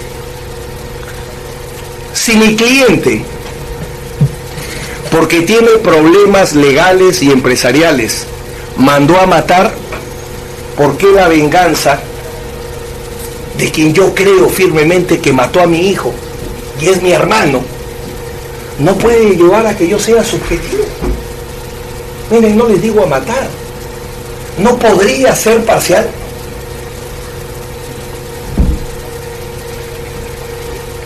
Carencia del requisito de eficacia probatoria y uniformidad del dicho, y que lo dicho por el testigo no esté en contradicción con otras pruebas de mayor valor o igual valor legal. Siguiente.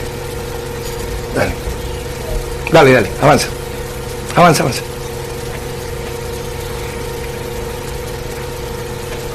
Siguiente.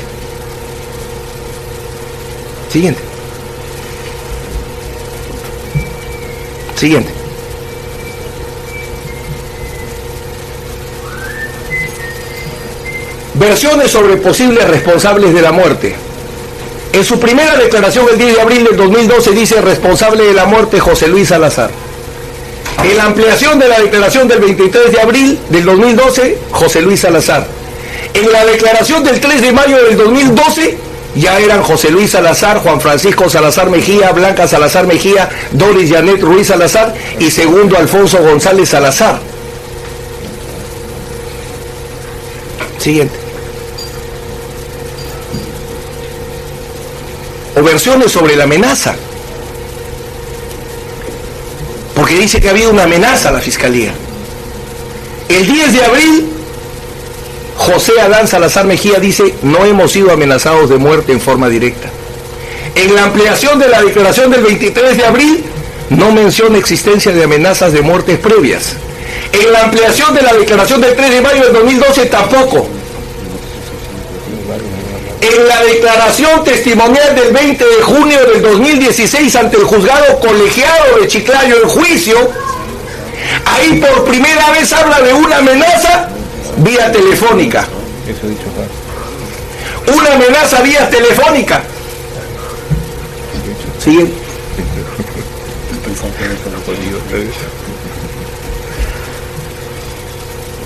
Contradicción entre el mismo testigo, contradicción con otras pruebas. Siguiente. Dice José Luis Salazar Mejía que el móvil son los problemas empresariales por el control de las ganancias de la empresa de Vicem. Además, por la apropiación de la cartera de los clientes. Siguiente.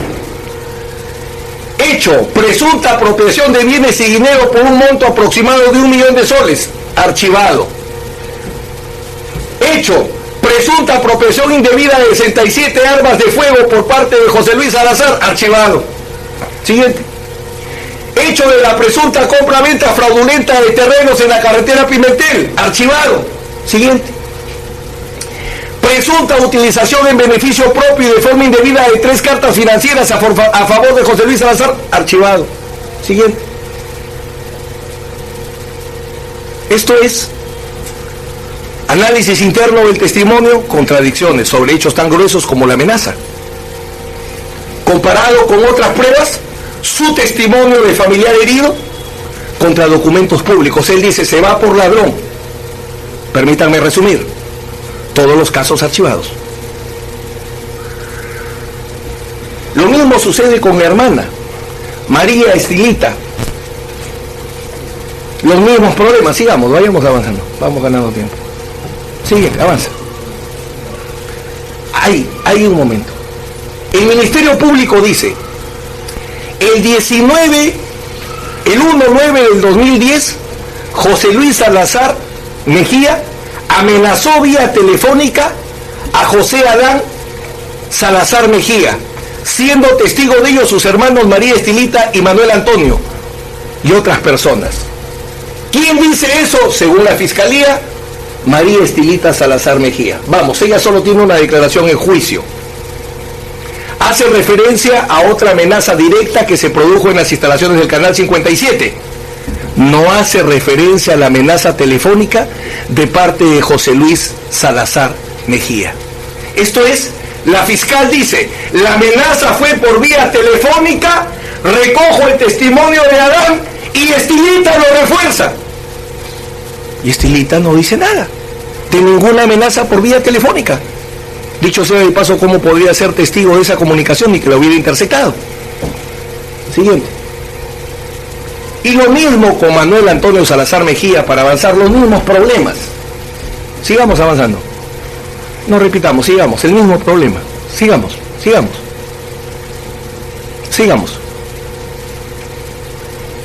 Siguiente. Bien, sigue. Dale. Los 3 testigos familiares no corroboran el testimonio anónimo porque estamos buscando pruebas que corroboren al testigo anónimo 105, porque es el único que dice diálogo, boga, 12.000. Entonces necesitamos a alguien que lo refuerce. Los 3 testigos de cargo no son. ¿Será el testigo de la sala? ¿El testigo de oficio? Bueno, la dama no la examino porque es respecto a los autores directos. Voy de frente al médico Dante Ángeles Chaflo. Y permítame nuevamente ubicarnos en el gráfico. La Fiscalía da como motivo mover problemas empresariales y legales entre familiares sin regla de la ciencia. La oportunidad y el medio con el testigo anónimo 105. El testigo de oficio del médico, que ni siquiera mis contrapartes han dicho qué significaría. ¿Qué significaría que se contradijo, que llamó, que no llamó, que llegó al hospital de las Mercedes? Sería un indicio de conducta posterior al delito. Un indicio contingente. 1. Veamos si está probado. Si hay una conducta posterior al delito que permita atribuir algún refuerzo para el testigo 105. Siguiente. El médico Ángeles, diría la Fiscalía, porque no lo ha dicho, voy a hacer de fiscal un momento. El médico Ángeles no fue a ayudar a una paciente a una rápida toma de fotografía. Eso es lo que se tenía que probar que era mentira. No lo que acá, con todo respeto, mis colegas han estado tocando la lechuga, la carne. ¿Qué es lo que había que probar? Lo que había que probar es que el médico fue como emisario de mi patrocinado. Si eso se probaba, se engarzaba el caso. Por eso fue una prueba muy delicada. Pero lo cierto es que eso es lo que tendría que probar. La sala cumplió con traer la fuente de información. Esa fuente de información que probó que el médico Ángeles no fue a ayudar a la paciente. Probó que el médico Ángeles fue por encargo de José Luis Salazar a verificar la muerte de la víctima. Probó el indicio de conducta posterior al delito, que a su vez permitiría establecer que mi patrocinado era instigador al asesinato y que él mandó a matar a su sobrino. ¿En qué parte? ¿En qué parte lo ha postulado la Fiscalía? Señor presidente, señores jueces, ¿qué reglas de la experiencia? No le podemos creer. Bueno, yo crecí en el Hospital de las Mercedes. Yo debo todo lo que soy a la medicina. Yo vi lo que hizo mi padre. Y mi padre, señor, no lucraba de la medicina. Yo todos los días en la noche decía, cuando mi papá le dirá a mi mamá, dile que no estoy. Al comienzo porque no teníamos nada. Algún día mi papá tendrá que decirle, no estoy cansado. Mi padre nunca dijo no. Mi padre siempre estuvo presente. ¿De dónde saca una regla de experiencia? Que el médico no ayuda. Siguiente. El médico no ayuda a una miembro de una familia que él atiende. Él ha dicho, soy el médico de la familia y son mis paisanos de Eten. ¿Contraprueba? No hay. El médico ha dicho, este es el diagnóstico. Espolón calcáneo. Espolona calcáneo. Ya dar un tratamiento. ¿Contraprueba? No hay.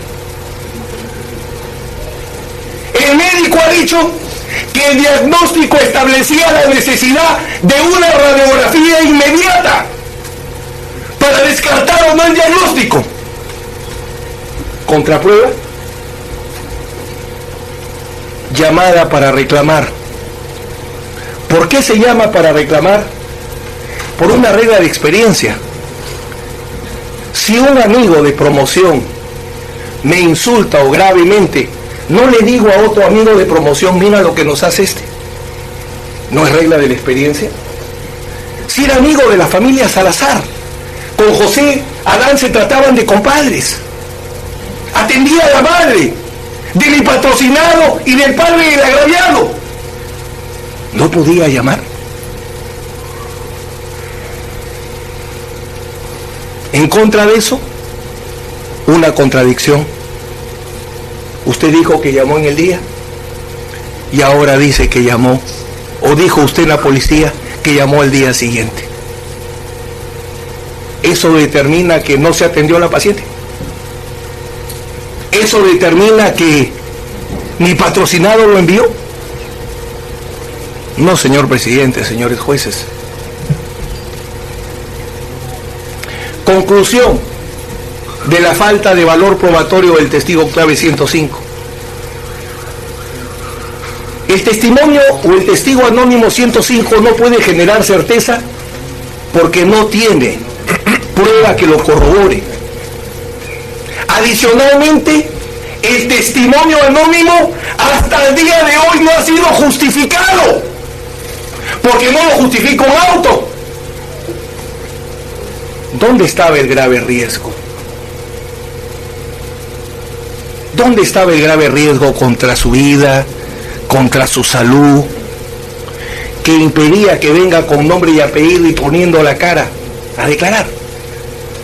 O al menos que nosotros conozcamos su identidad.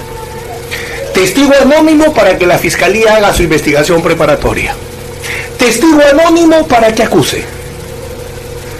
Testigo anónimo para un primer juicio. Segundo juicio y tercero, cuarto, quinto, sexto, séptimo, octavo. Valdés fueron 3 y querían ir a 4. Ahí tuvimos que decir ya no.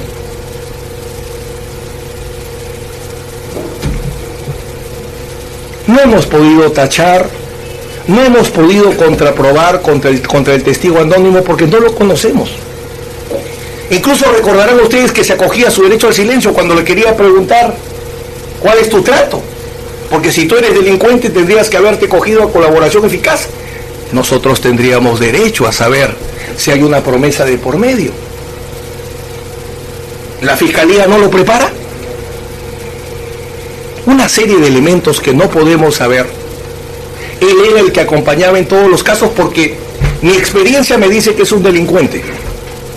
Le dolió mucho cuando le pregunté si era un delincuente. Si es un delincuente y acompañó al sicario a cometer todos los actos de sicariaje, ¿por qué no está procesado? ¿Por qué no está procesado el 105? Nunca lo vamos a saber por el régimen que se le ha dado. Es evidente que ese testimonio no condena. Es imposible que condene. Siguiente. El testimonio anónimo del 105. El testimonio de José Adrián no sirve. El testimonio de María Estilita no sirve. El testimonio de Manuel Antonio no sirve. El testimonio de oficio de Dante Ángeles Chafloc no sirve. ¿Quién lo corrobora? Y sobre todo, porque recuerden que el 105 tampoco es prueba directa de cuándo se hizo el acto de instigación o cómo se hizo. Pretende ser un testimonio a posteriori. Lo que se pretende construir con el 105 es conducta posterior, actos de ejecución de contrato incumplidos. Pues, si el indicio de conducta posterior se basa en un testigo anónimo, injustificadamente anónimo, y que contraría a todos los testimonios, ¿dónde están esos 20 años? ¿Dónde están esos 20 años? ¿Dónde está el segundo juicio? Si el primer juicio se anuló porque decía, falta el video, déjenme presentar el video y demuestro que es culpable. ¿Dónde está el video? ¿Dónde está el video? Que motivó la sentencia absolutoria, anulada. Porque ese video era burdamente editado, no por no se le ha perdido. No era prueba de nada. Y eso es lo que anuló el primer juicio y la primera sentencia absolutoria. Entonces, ¿cómo este 105 va ahora a justificar una condena? Para ir terminando, jurisprudencia en casos emblemáticos sobre instigación, caso de Avencia Mesa. Avencia Mesa fue condenada porque había la declaración del coimputado autor material, porque había declaración de diversos testigos referenciales. Miren ustedes, bueno, no fui su abogado, referencias que señalaron que la agraviada contó con múltiples agresiones y amenazas, el acta de inspección en el inmueble, pericia psicológica de la acusada, que determinó que era una persona impulsiva, con poco control y con muchos sentimientos de rencor y celos personales. Eso implica una condena por instigación. El caso de Eva Bracamonte, mi querido amigo Pepe Urquizo, no puede negar su obra. ¿Qué dijo la Corte Suprema? La Sala Suprema considera que el Tribunal Superior no respetó la exigencia de la prueba indiciaria consistente en un hecho base que debía ser probado.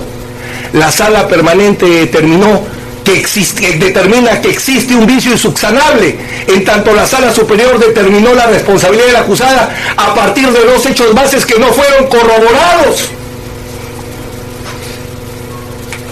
¿Los hechos bases que dice el 105 están corroborados? Siguiente. Caso Luis Valdés Villacorta. Los jueces supremos determinan que la imputación de instigación al homicidio reposaba sobre el indicio móvil, el cual no fue acreditado, pues el móvil acabar con la crítica periodística del agravado no tenía razonabilidad. Esto es los hechos que se pretenden constituir como indicio móvil, y estoy dejando las sentencias. Los hechos que se pretenden constituir como indicio móvil requieren lo que dijimos al inicio. Científicamente, ¿por qué? Lo que no lo lleva a matar al doctor Rodríguez, sí lo lleva a matar a César Nakazaki. Eso no puede dejarse de responder si vamos a trabajar con indicios contingentes. Porque si no, ¿qué características tendría este pleito familiar y este pleito en litigios que no lo tienen tantos otros? Siguiente.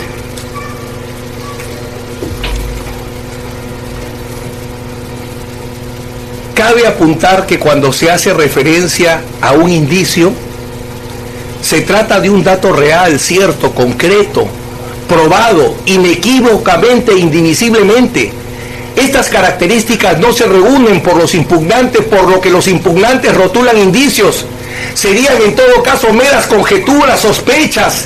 Es de enfatizar que el homicidio ocurrió el 21 de abril del 2004, mientras que las investigaciones policiales y fiscales contra los presuntos instigadores referidas a la supuesta vinculación con el tráfico ilícito de drogas se dieron y concluyeron el 5 de noviembre del 2003, tal y conforme se infiere del atestado de la denuncia y del auto de no lugar a la apertura de instrucción. En consecuencia, no es posible estimar con la fuerza y gravedad que el caso requiere la existencia de un móvil para ordenar la muerte del agraviado. Señor presidente, no estaba comprendido en el atestado, no se le comprendió en la denuncia y no estaba en el auto de procesamiento penal. Y viene la denuncia del periodista, es un narcotraficante.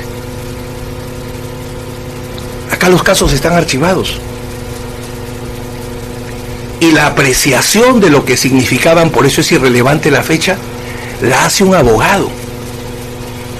Un abogado es el que evalúa qué significa que lo hayan denunciado por apropiación ilícita si no se ha apoderado de un sol. Como se demostró posteriormente. Es un abogado. Y a un abogado se le da como motivo problemas familiares que se discuten en la vía legal. Tiene que ser psicópata. No basta que diga que se cree el Dios, que es vanidoso, que es soberbio. Porque entonces todos los soberbios matan. Todos los vanidosos matan. Podrán estar presos por corrupción, pero no matan.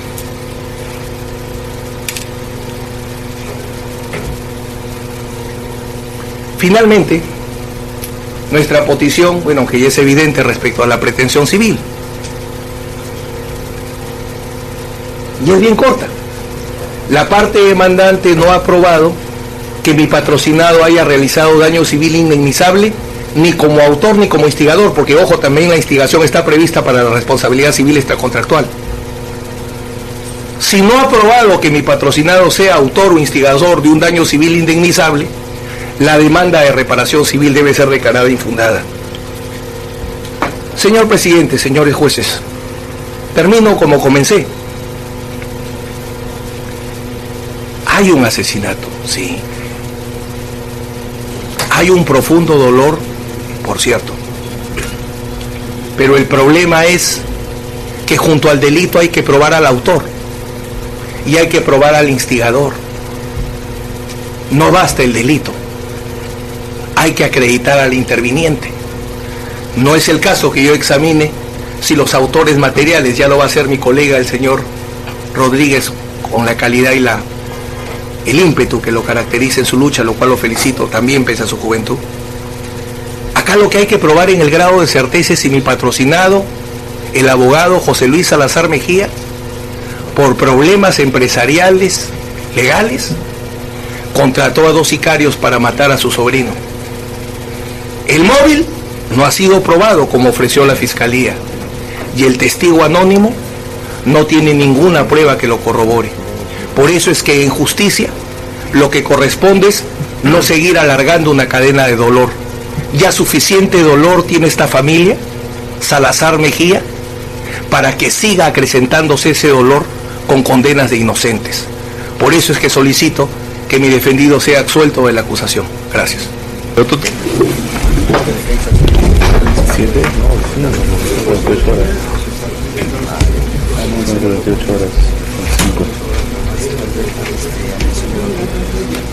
Sí.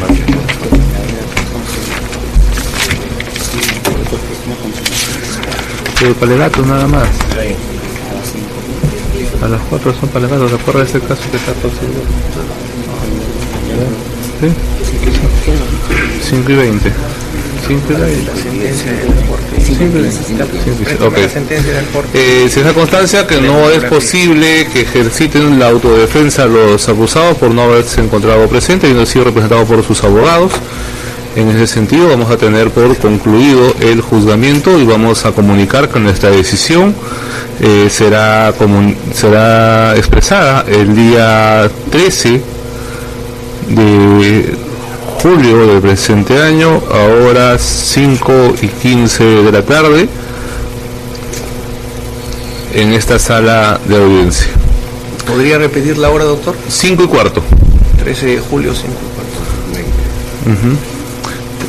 ¿Quedan notificados en este con lo dispuesto? ¿Alguna observación por parte de la Fiscalía? Ninguna, señor juez. ¿Actor civil? Ninguna, señor. ¿Otra casa aquí? Ninguna, señor presidente. ¿Por terrones? Ninguna. Ok, entonces damos por concluida la audiencia de juzgamiento siendo las 5:20 de la tarde.